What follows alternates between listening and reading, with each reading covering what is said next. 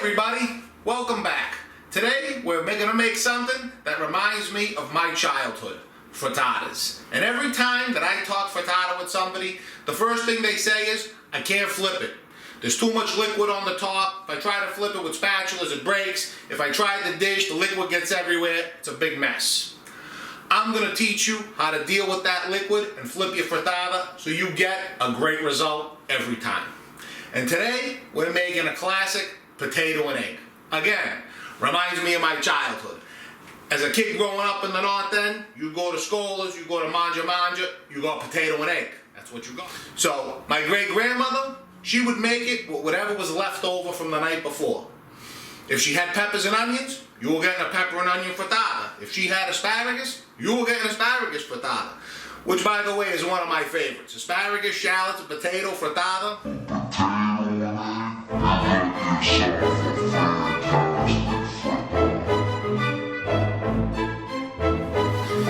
Okay, and what I'll do is I'll take a potato and I'll cut it in half fat ways. Look at that. Potato right there. Okay, and what I'll do is I'll take the potato and I'll cut it in half fat ways like that. And then I'll cut it in half again and I'll give it, depending on the size, 4, 5 slices, and then give it a chop. Not too big. You don't want it to take too long to cook. Alright, again, in half, right down,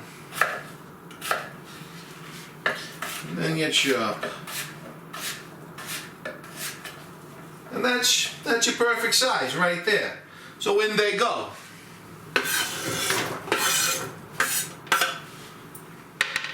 Okay, so this is about 3 average sized potatoes diced up. Now, you can see I left the skin on these potatoes. If you're dealing with a light skinned potato like this, I like to leave the skin on. If you're dealing with a dark skinned potato like a russet or an Idaho, I would suggest you peel them. To this, we're going to hit it with some salt. We're going to hit it with a little pepper. And we're going to hit it with a little olive oil, and we're going to get this going.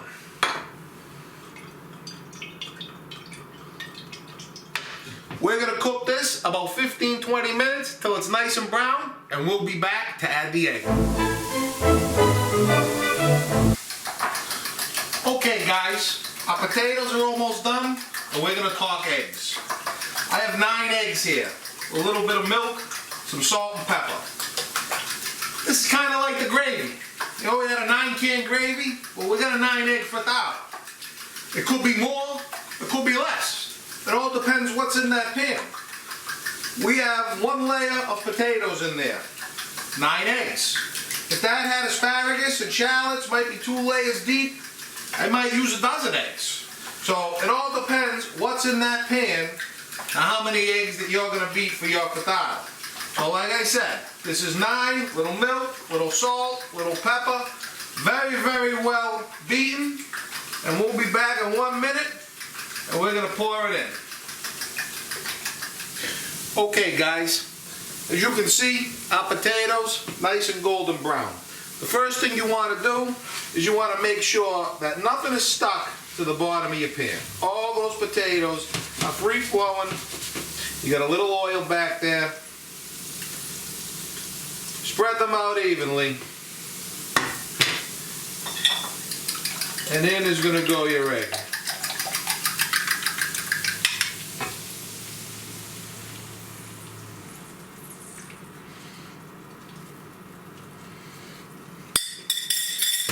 First thing you want to do, give everything a little toss around. Make sure that your egg gets all in between the potatoes and you don't have anything stuck to the bottom there.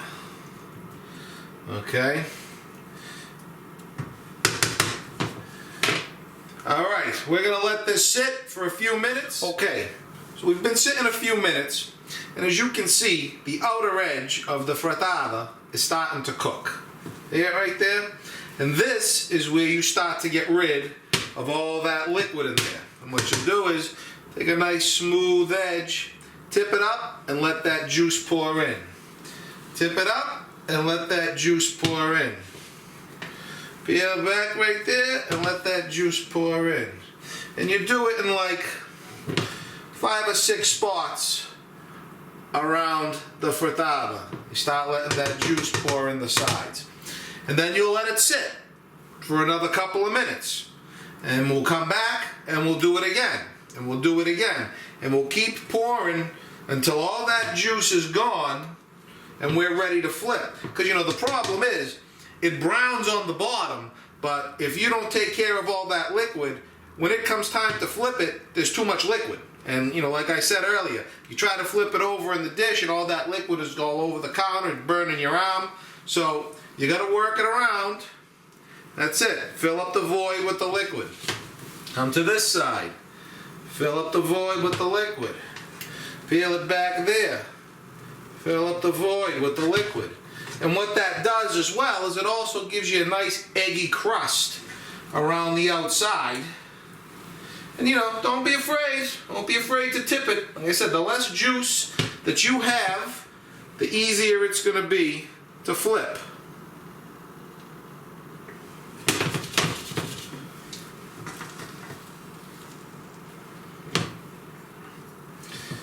Alright, so we'll be back in a few minutes when this is browned on the bottom and we're ready to flip. Okay guys, we're ready to flip.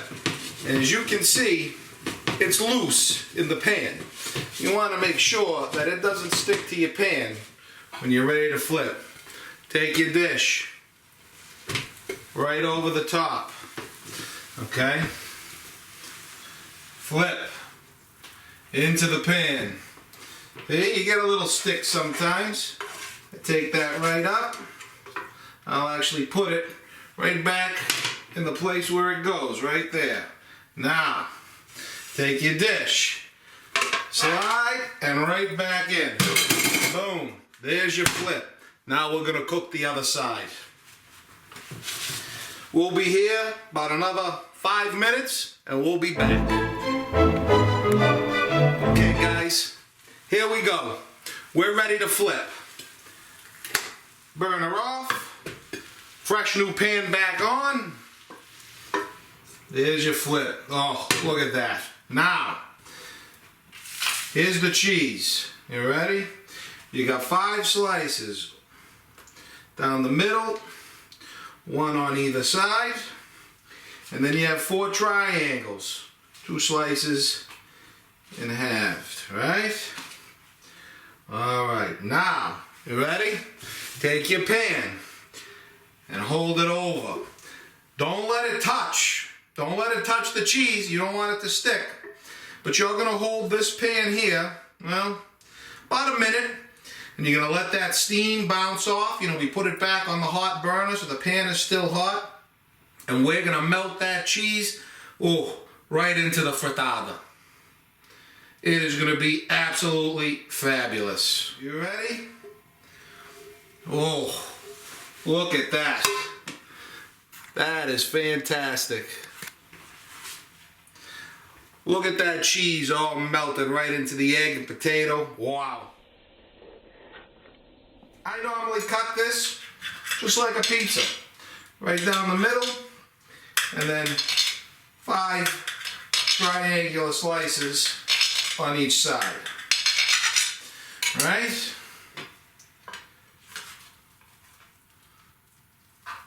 Ooh.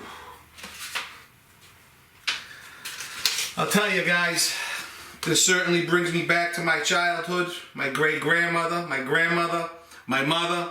We've been making frittatas 4 or 5 generations. And there's nothing better. I hope you enjoyed this episode. I hope the next time you try to make a frittata, you're going to get the perfect flip. Remember how to get rid of that excess liquid on the top. And until next time, don't forget to live, laugh, and cook Italian.